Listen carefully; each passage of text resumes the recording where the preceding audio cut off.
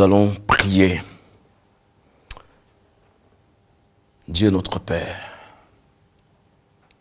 nous t'adorons et te magnifions pour ton amour.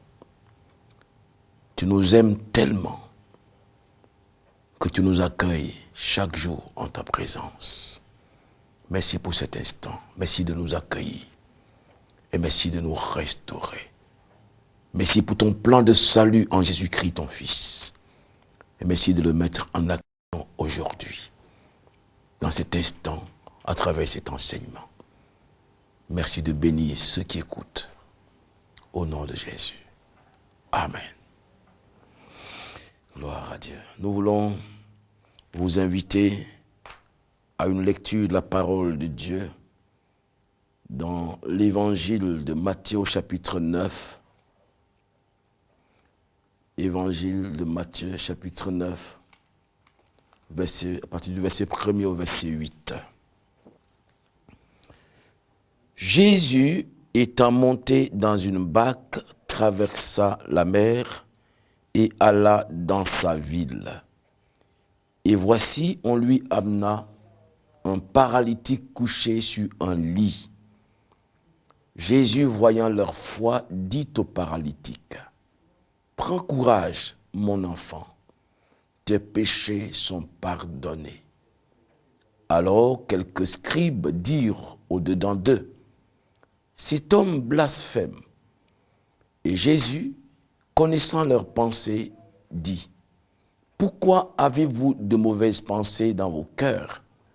Car lequel est le plus aisé de dire: « Tes péchés sont pardonnés » ou de dire: « Lève-toi et marche. » Or, afin que vous sachiez que le Fils de l'homme a sur la terre le pouvoir de pardonner les péchés, lève-toi, dit-il au paralytique, prends ton lit et va dans ta maison. Il se leva et s'en alla dans sa maison. Quand la foule vit cela, elle fut saisie de crainte et elle glorifia Dieu qui a donné aux hommes un tel pouvoir. Que Dieu bénisse sa parole. Jésus-Christ est celui qui pardonne et qui guérit. Jésus-Christ est celui qui pardonne et qui guérit. Jésus-Christ qui pardonne, voilà une vérité que nous avons prêchée depuis toujours et que nous connaissons. Et nos églises sont habituées à cette vérité fondamentale. Dieu soit loué. Mais Jésus ne fait pas que pardonner seulement. Jésus guérit. Le pardon et la guérison, entendez guérison au sens large du mot, le pardon des péchés et la guérison sont deux pans inséparables, sont deux aspects inséparables du salut que Dieu nous a donné. Dans l'Ancien Testament, nous voyons que Dieu se révèle comme celui qui pardonne et qui guérit. Lorsqu'il délivre son peuple Israël de l'Égypte, Dieu se révèle à eux, il leur dit: « Je suis l'Éternel qui te guérit. » Alors qu'il délivre Israël de la puissance de l'Égypte par sa puissante main, Dieu les conduit hors d'Égypte pour les amener dans le pays promis. Alors qu'ils sont en chemin, Dieu se révèle à eux. Après avoir traversé la mer Rouge, le Seigneur leur apparaît, le Seigneur leur dit: « Je suis l'Éternel qui te guérit. » Jéhovah Rapha. Cette expression Jéhovah Rapha est l'un des noms composés de Dieu. Dieu s'est révélé à son peuple à travers l'Ancien Testament, à travers 7 noms composés qu'on appelle les noms rédempteurs. Il est donc pour Israël pas seulement celui qui leur pardonne, pas seulement celui qui les fait sortir de l'Égypte, mais celui qui leur pardonne et celui qui leur dit: « Je suis l'Éternel qui te guérit. » Ensuite, lorsque nous lisons dans Exode chapitre 23, verset 25, le Seigneur leur dira aussi, à travers Moïse, bien entendu, le Seigneur leur dira: « Vous me servirez et j'éloignerai de vous la maladie. Vous me servirez et j'éloignerai de vous la maladie. Donc, la guérison est établie au cœur du plan de Dieu. La guérison physique, je veux dire. La guérison morale, spirituelle étant le pardon des péchés. La guérison physique est établie au cœur du plan de Dieu pour son peuple. Nous le savons tous. La maladie est entrée dans la vie de l'homme à partir du péché. Avant que Adam et Ève ne succombent au péché, Dieu, en créant l'homme et la femme, il entendait que cet homme et cette femme se portent bien. Aussi longtemps qu'ils étaient en communion avec Dieu, aussi longtemps qu'ils n'étaient pas tombés encore dans le péché, Adam et Ève se portaient bien. Et ils auraient vécu éternellement en se portant bien, sans maladie. Mais c'est seulement lorsque le péché est entré dans le monde que par le péché, la maladie est venue. Et par la maladie, la mort est venue. De telle sorte que lorsque Dieu dans son amour vient vers nous et qu'il pardonne nos péchés, il ne laisse pas les conséquences directes du péché, à savoir la maladie. Dieu nous pardonne et Dieu guérit nos maladies. L'Éternel, je suis l'Éternel qui te guérit, est-il dit dans le livre de Exode. Et puis ensuite, lorsque nous lisons dans le psaume 103, au verset 3, le psalmiste qui rend gloire à Dieu, qui loue le Seigneur, il dit, Dieu est c'est lui qui pardonne toutes tes iniquités. Psaume 103, verset 3, c'est lui qui pardonne toutes tes iniquités. Cette vérité, nous l'avons prêchée au fil des siècles. Nous l'avons prêché le matin, nous l'avons prêché le soir, nous l'avons prêché au berceau, nous l'avons prêché à l'école de dimanche, nous l'avons prêché à l'école biblique, nous l'avons prêché à toutes les rencontres, à tel point qu'aujourd'hui, la foi des croyants pour le pardon des péchés est établie. Il est évident pour chaque croyant évangélique que quiconque vient à Jésus-Christ reçoit le pardon des péchés. La foi pour le pardon des péchés est établie, est devenue, j'allais dire, naturelle. Pourquoi avons-nous cette foi naturelle dans le pardon des péchés? Et n'avons-nous pas la même foi pour la guérison du corps? Parce que tout simplement, parce que nous avons prêché, enseigné le pardon des péchés, la foi à cette bénédiction, à cette grâce de Dieu a été acquise. Parce que la parole de Dieu nous dit, la foi vient de ce qu'on entend. La foi dans une vérité biblique. La foi dans une promesse de Dieu. Vient de ce que cette promesse est prêchée. Vient de ce que cette vérité est prêchée. La vérité que nous prêchons. La vérité que nous enseignons avec persévérance. Cette vérité-là finira par s'enraciner. Parce que la parole de Dieu est une semence. Elle est une semence. Jésus le dit. L'Ancien Testament le dit. La parole de Dieu est une semence. Lorsque nous semons cette semence dans le sol, dans le terrain des cœurs, elle finit par s'enraciner et elle produit la foi. Et ce que nous croyons, c'est ce que Dieu accomplit pour nous. Jésus n'a-t-il pas dit qu'il te soit fait selon ta foi? Si donc lui qui pardonne nos iniquités, mais l'Écriture sainte dans le Psaume chapitre 3 ne s'arrête pas là, chapitre 103 verset 3 ne s'arrête pas là, il ajoute, il met les deux ensemble. C'est lui qui pardonne toutes tes iniquités et qui guérit toutes tes maladies. Les deux bénédictions sont ensemble. Il pardonne toutes tes iniquités.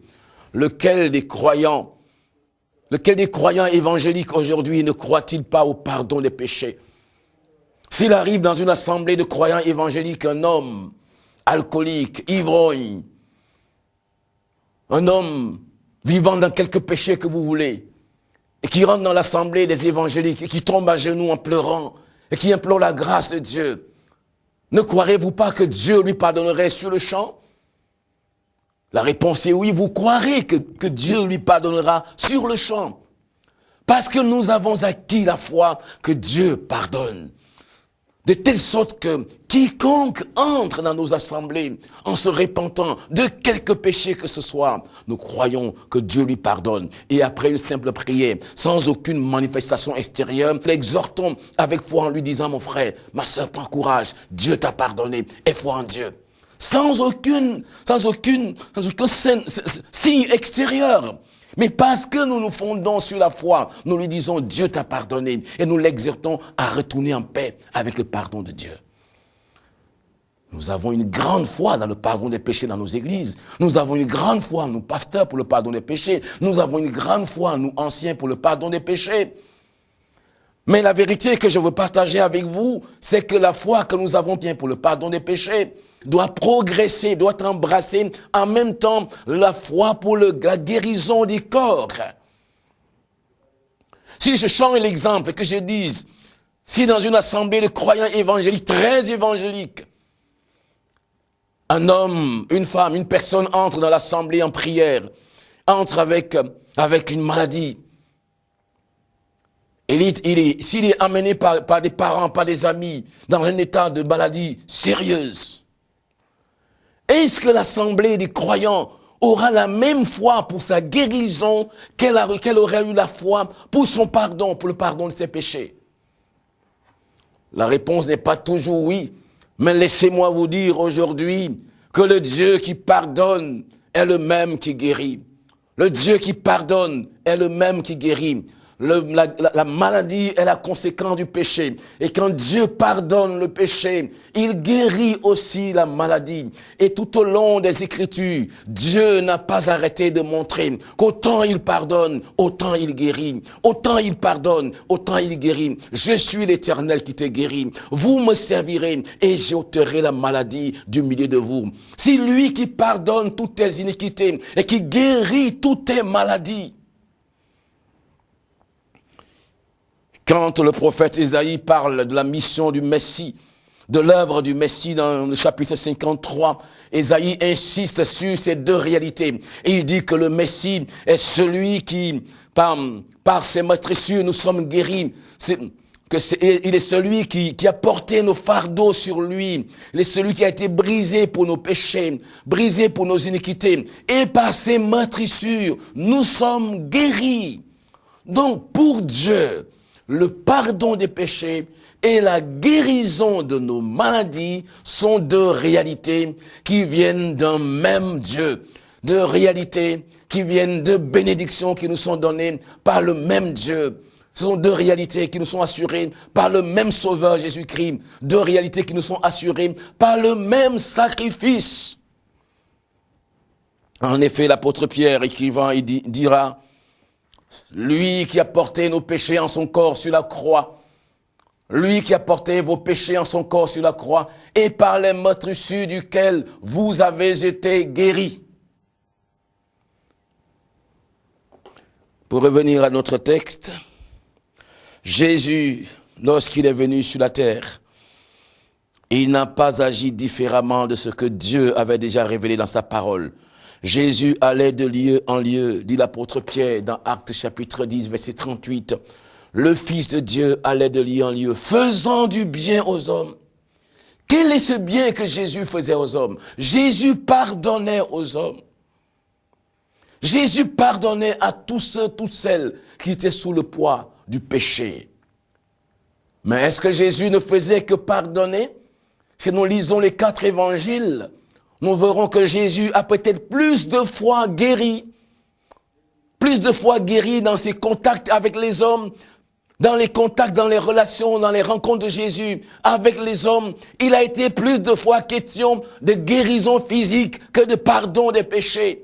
Parce que pour Jésus, tout comme pour Dieu le Père, le pardon et la guérison vont ensemble. Et c'est pour cela que j'aimerais te dire, mon frère, ma sœur, peut-être que tu es déjà chrétien, que Dieu a pardonné tes péchés, que tu vis dans une communion parfaite avec Dieu, mais que ton corps souffre de maladie. Jésus veut te dire, le Saint-Esprit veut te dire, la parole de Dieu veut te dire, et je veux te dire que l'Éternel, il est celui qui pardonne tes péchés et qui guérit tes maladies. Il veut libérer ton corps. Il veut libérer ton corps de l'oppression. Il veut libérer ton corps. Ton corps est le temple du Saint-Esprit. Et le Saint-Esprit veut habiter dans un corps saint, au plan moral et spirituel, mais aussi au plan physique. Le Saint-Esprit veut habiter un corps en bonne santé. Dieu veut te pardonner. Dieu t'a pardonné tes péchés, mais aussi, il veut restaurer ton corps. Il veut purifier ton corps. Vous allez me dire, mais monsieur le pasteur, ma maladie est grave. Mais si vos péchés étaient noirs comme le charbon. Si vos péchés étaient aussi graves que celui du pire des pécheurs de la terre, Jésus ne l'aurait-il pas pardonné? La réponse est oui. Et si Jésus a le pouvoir de pardonner le péché le plus ignoble, il a le pouvoir de guérir la maladie la plus tenace, quel que soit le nom qu'on donne à la maladie. Si vous avez foi en Jésus-Christ, si vous savez, si vous acceptez dans votre cœur que Jésus qui pardonne le péché le plus noir est celui qui guérit la maladie la plus chronique, Jésus va te libérer. Comment il va le faire? Ce n'est pas ton affaire. Regarde à lui, crois à lui. Jésus va le faire. C'est lui qui pardonne toutes tes iniquités et qui guérit toutes tes maladies. Jésus revient à Capernaum et on lui emmène un homme qui est infirme, qui ne marche pas. Et les gens qui amènent cet homme ont foi. Ce qu'il faut remarquer, c'est que au temps où Jésus vivait personnellement ici et qu'il exerçait son ministère, les gens avaient foi que Jésus guérissait les malades, notamment les chefs religieux. Eux, s'ils acceptaient que Jésus guérit les malades, ils n'avaient pas foi, ils ne croyaient pas, ils n'admettaient pas que Jésus puisse pardonner les péchés. Alors c'est le contraire aujourd'hui. Aujourd'hui, nous croyons si facilement que Jésus pardonne les péchés et nous croyons difficilement que Jésus guérit les maladies. Alors, ces hommes amènent ce paralytique, ils le déposent devant Jésus qui lui dit « Mon enfant, prends courage ». Jésus qui connaît les cœurs des gens, Jésus qui a à cœur de rétablir la vérité, va de façon intentionnelle regarder cet homme paralytique.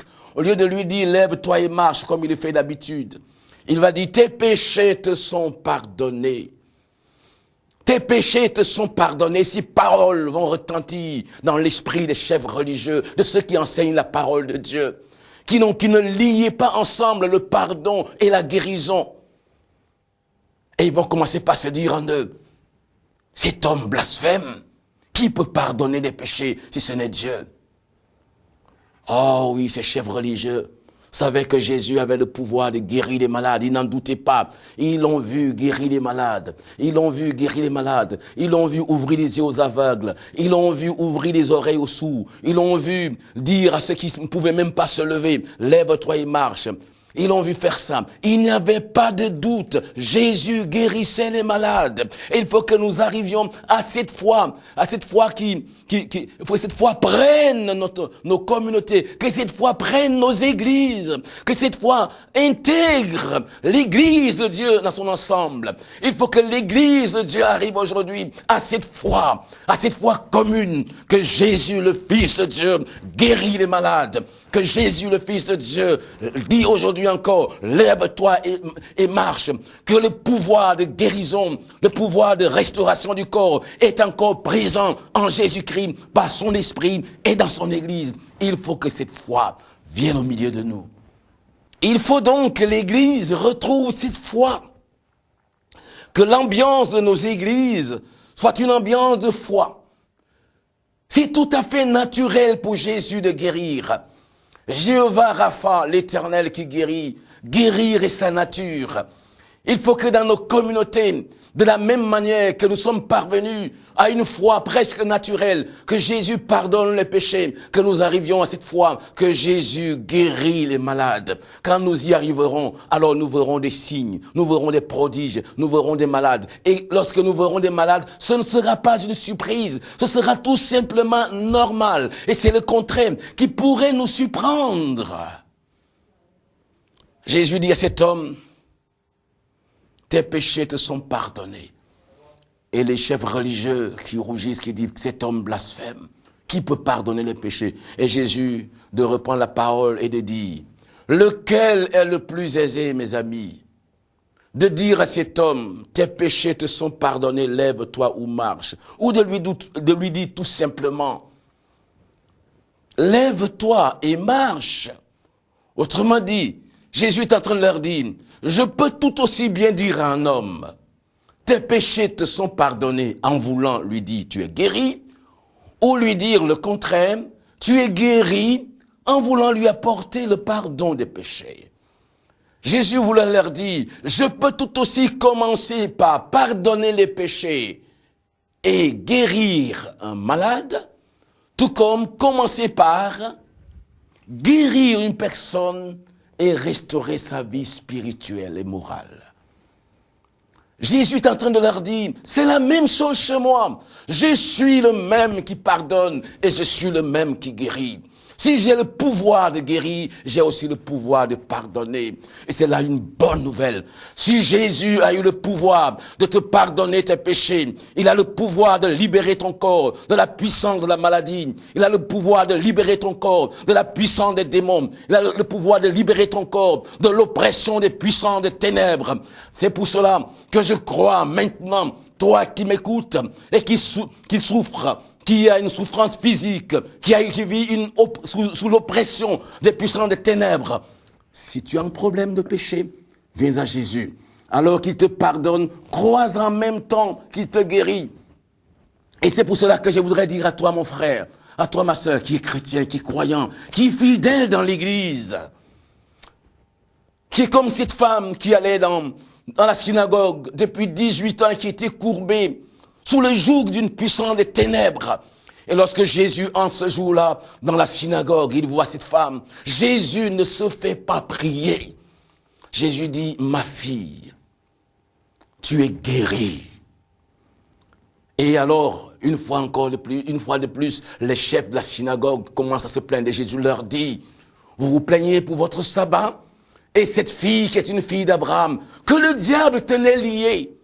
Ce n'est jamais Jésus qui vous tient lié dans la maladie. De la même manière que ce n'est pas Dieu qui vous tiendrait, qui tiendrait un homme, une femme dans le péché. De la même manière que ce n'est jamais Dieu qui amènerait un homme, une femme à vivre dans le péché. Il est impossible que ce soit lui qui entraîne un homme, une femme, qui tienne un homme, une femme dans les conséquences du péché, que sont la maladie et l'oppression. Ce n'était pas Dieu qui tenait cette femme sous le joug de la maladie.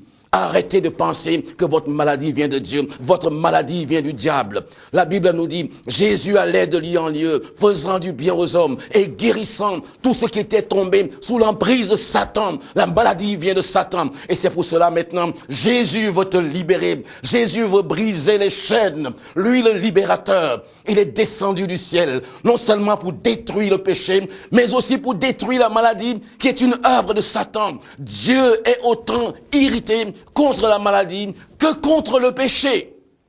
Dieu hait autant la maladie que le péché. Parce que la maladie est une œuvre du diable. Dieu la hait. Et c'est pour cela que Jésus allait de lieu en lieu, qu'il guérissait autant ce qui était sous l'emprise du péché que ce qui était sous l'emprise des conséquences du péché que sont la maladie. Aujourd'hui, sois libre. Sois libre de l'oppression de la maladie. Sois libre de l'oppression du péché. Sois libre de l'oppression des démons. Quelles que soient tes chaînes, je proclame ta délivrance en ce jour. Jésus voit cette femme qui courbait depuis 18 ans. Jésus lui dit, ma fille, tu es libre aujourd'hui. Mais ce Jésus-Christ est le même hier, aujourd'hui et éternellement. Il n'est certainement physiquement pas ici, mais il est à travers nous par son esprit présent aujourd'hui. Et Jésus te dit, sois libre, que tes chaînes soient brisées. Que tes chaînes soient brisées, que ton oppression soit brisée. Entre dans la liberté, fils et filles du Dieu vivant. Reçois la liberté afin de servir ton Dieu en toute liberté. Car les projets que Dieu a faits pour toi sont projets de paix et non pas de maladie. Jésus dit lequel est le plus aisé. Dire à quelqu'un, tes péchés te sont pardonnés, ou lui dire, tu es guéri ta maladie, c'est la même chose.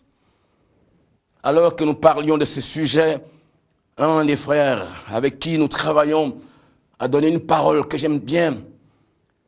Il dira, parlant du salut, il parlera du guichet unique de Dieu. Alors que nous parlions de ce sujet, que nous essayons de démontrer que le pardon et la guérison sont deux réalités qui sont données par le même Dieu, qui sont acquises par le même Sauveur, par le même sacrifice. Un bien-aimé inspiré a dit, le salut, Dieu a son guichet unique. Et quand nous venons à Dieu, nous sommes au guichet unique de Dieu. Et dans ce guichet unique, vous pouvez recevoir le pardon de vos péchés. Vous pouvez recevoir la guérison pour vos maladies. Vous pouvez recevoir aussi la consolation. Vous pouvez recevoir le baptême du Saint-Esprit. Vous pouvez recevoir les dons de l'Esprit de Dieu. Oh, j'aime bien cette image-là. Mes amis, nous venons au guichet unique de Dieu. Quand vous venez au salut, là, vous avez le pardon pour vous. Là, vous pouvez partir aussi avec la guérison. Et vous qui m'entendez en ce jour, j'ai la joie de vous annoncer que vous êtes devant le guichet unique de Dieu. Le pardon de Dieu est là en Jésus-Christ. Quand Jésus, le Fils de Dieu, a étendu ses bras et ses pieds, qu'il a été percé, cloué, il a porté vos péchés. Mais aussi par ses meurtrissures, vous avez été légalement guéris. Oh frères, sœurs, Jésus veut te guérir. Toi qui m'entends, Jésus veut te guérir. Si tu as besoin du pardon, Jésus veut te pardonner aujourd'hui. Tu as besoin de la guérison, Jésus veut te guérir aujourd'hui. Que son nom soit béni. Que son nom soit glorifié. Lui le libérateur. Lui le sauveur qui nous délivre. Pas de certains de nos ennemis, mais de tous nos ennemis, disait Zacharie, le père de Jean-Baptiste. Le Rédempteur qui est venu, le Rédempteur Jésus, ne nous sauve pas seulement de quelques ennemis, il nous délivre de tous nos ennemis. Et la maladie est un ennemi. Jésus te délivre de cet ennemi. Jésus te délivre. Fille du Seigneur, sois libre aujourd'hui. Je veux terminer cet enseignement avec un bref témoignage. Alors que j'étais avec mes amis, mes collaborateurs qui sont dans la direction apostolique avec moi, nous avons reçu un pasteur qui est venu nous voir parce que sa femme était très, très malade. Depuis déjà quelques années, elle souffrait de diverses maladies, de diabète, d'insuffisance rénale et d'autres maladies plus graves. Le cancer et autres, elle se signalait dans son corps et elle était dans une phase presque terminale. Cet homme de Dieu est arrivé en pleurant, en disant « Ma femme est sur le point de mourir. Elle est en train de mourir. » Et dans cette salle, dans mon bureau, nous étions tous là, tristes, parce que nous connaissons bien cette sœur. Et nous voyons ce frère, le désarroi de ce frère. Et en général, quand ça arrive comme ça, on avait souvent l'habitude de cotiser de l'argent pour envoyer cette personne à l'hôpital. Mais ce jour-là, au cœur de notre tristesse, l'Esprit de Dieu a parlé fortement à mon cœur. Il m'a dit, vous avez souvent péché. Lorsque ces gens sont malades, qu'ils viennent vers vous, que dit la parole que tu lis et que tu prêches? Quelqu'un est-il malade, qu'il appelle les anciens, et que les anciens prient pour lui en loignant d'huile? La prière de la foi guérira le malade. Mais tu as cherché l'argent, tu leur as donné l'argent pour aller à l'hôpital. Oh, entre parenthèses, ce n'est pas mauvais d'aider quelqu'un à aller se soigner. Mais le problème, c'est que dans un cas comme celui qui était devant nous, nous n'avions plus d'espoir pour l'hôpital. L'hôpital ne nous offrait aucun espoir. Et l'Esprit de Dieu m'a repris que si j'étais assez gentil pour donner de l'argent à ces gens qui sont malades, je devrais aussi avoir la foi. Et c'était là mon premier ministère, de prier pour ces malades. Alors ce jour-là, j'ai dit aux frères, nous avons péché. Demandons pardon à Dieu. Et nous sommes inclinés pour demander pardon à Dieu du fait que nous avons cherché bien souvent les solutions humaines.